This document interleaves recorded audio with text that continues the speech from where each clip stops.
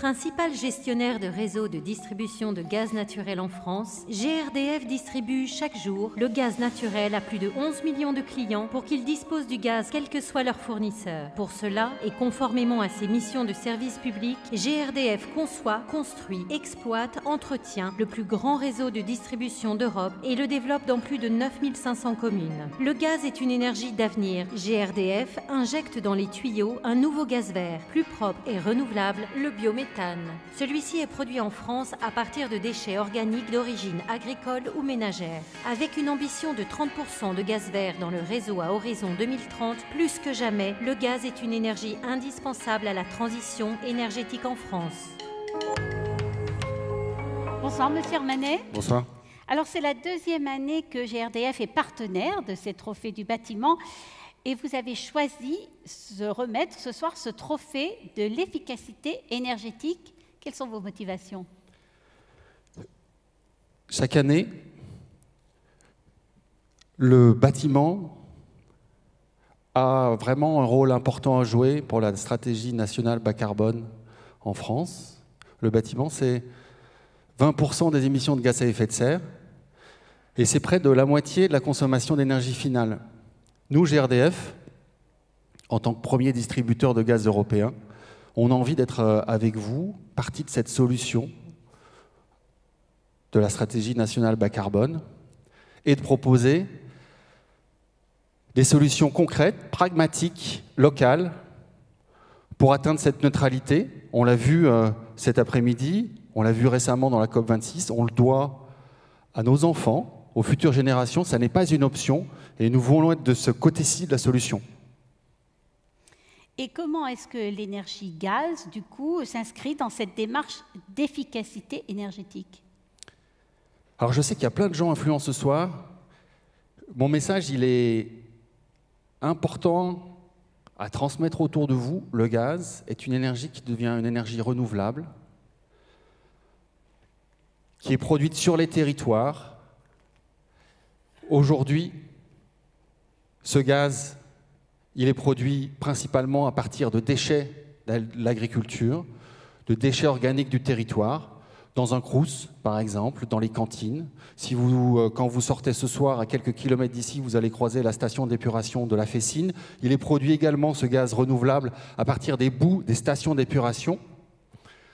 Aujourd'hui, nous sommes en route vers 30% de gaz renouvelable dans les réseaux GRDF à horizon 2030, vers 100% à horizon 2050.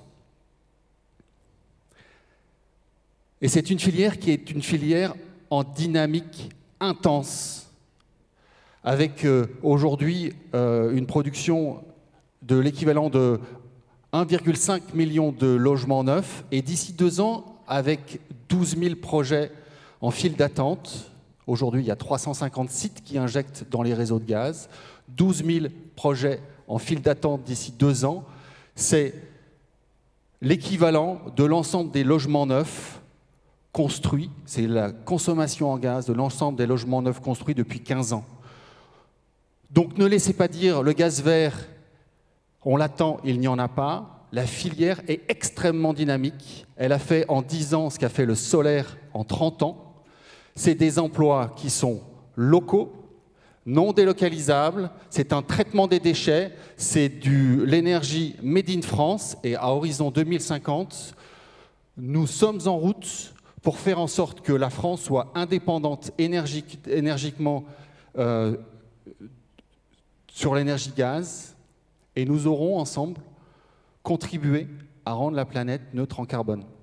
Merci beaucoup, monsieur Hermanet. Alors, on vous laisse découvrir et nous annoncer le lauréat de ce trophée de l'efficacité énergétique.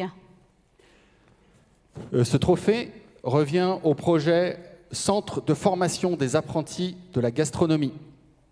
Félicitations et nous accueillons Christophe Girardet, membre du conseil d'administration du CFA de la gastronomie.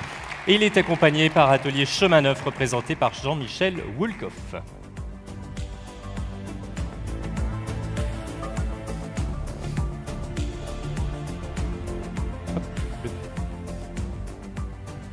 Félicitations à tous les deux. Alors, une question d'abord pour vous, Monsieur Woolcoff. Comment est-ce qu'on répond à ce type de commande? Alors déjà, le CFA, le centre de formation, c'est une démarche développement durable et je voudrais remercier déjà la maîtrise d'ouvrage, bien évidemment, le CFA, Christian Tête-Doigt, Christophe Girardet, Corentin Raymond, et puis toute l'équipe du CFA.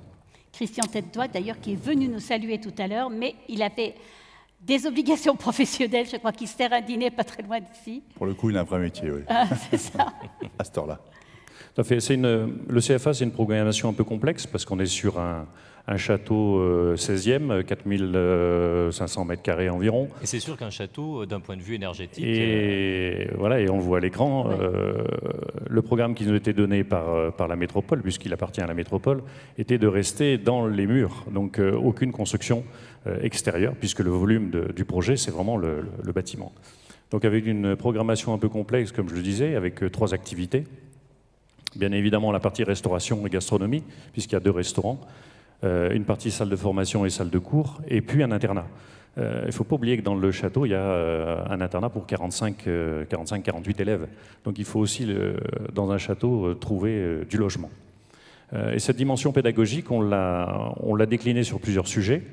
La première sur la partie travaux, bien évidemment, en se disant on va créer, dans le cadre du chantier qui a démarré, la pose de la première pierre va avoir lieu dans quelques jours, dans 15 jours, dans le cadre du château, donc un atelier, ne serait-ce que sur les menuiseries, le château, 130 fenêtres, 2,50 m, 3,50 m, 4 mètres de haut. Donc de créer un atelier avec les entreprises retenues qui vont déjà offrir du travail pendant 5 mois à des compagnons sur place et qui sera un outil pédagogique à la fois pour les élèves, pour le public, puisque le parc du château de la Croix-la-Valle reste ouvert. Donc c'est de dire qu'on peut continuer à faire fonctionner le château, à faire fonctionner le parc et avoir cette dimension pédagogique. Et aussi, un deuxième aspect dans le cadre de la rénovation énergétique, de travailler on a travaillé sur la cogénération, puisque château, impossibilité de mettre un transfo sur le site alors qu'on consomme de l'énergie. On travaille sur la cogénération, donc on fait à la fois on produit de l'eau chaude et à la fois de l'électricité, mais aussi de faire comprendre aux étudiants que cette cogénération et le gaz que l'on va utiliser est issu des déchets organiques qui sont produits par les restaurants. Donc ces déchets sont récupérés dans le cadre d'une opération de méthanisation et sont réinjectés dans le réseau et réutilisés dans le château. Donc c'est une démarche vraiment continue, depuis le chantier jusque pendant les périodes de formation où les élèves auront l'ensemble des éléments qui ponctuent cette dimension pédagogique. Très bien, donc beaucoup de complexité finalement dans ce projet qui mène à la fois l'histoire et puis tout ce volet pédagogique. En quoi justement, Christophe Girardet, ce projet était primordial pour le CFA? Écoutez, j'ai quelques mots de Christian Tête-Doigt, notre président, comme vous le disiez, qui était là tout à l'heure, mais c'est un dîner au sud de Lyon qui ne peut pas être là ce soir. Ce trophée, il récompense la volonté du CFA de construire un projet responsable et durable. Il récompense le travail de toutes les entreprises qui ont accompagné le CFA dans cette démarche, comme Sebaco ou Ressources, qui sont ici. Jean-Michel l'a dit rapidement tout à l'heure. On a en fait déconstruit, mais on a récupéré énormément de matériaux qu'on a pu valoriser, et c'est Ressources qui nous ont aidés à faire cela. Donc, bien évidemment, je suis très heureux de recevoir ce beau trophée. Très bien. Écoutez, en tout cas, félicitations à tous les deux pour ce beau projet.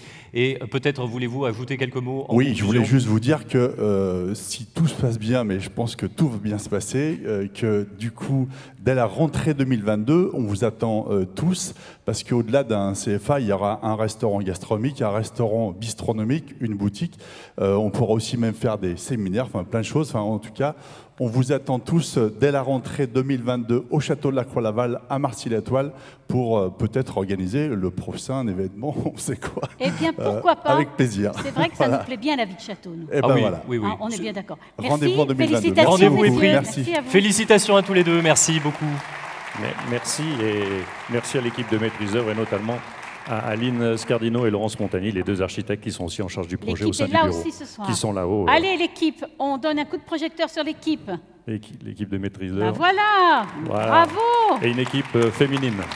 Une équipe féminine, alors là on est encore plus content.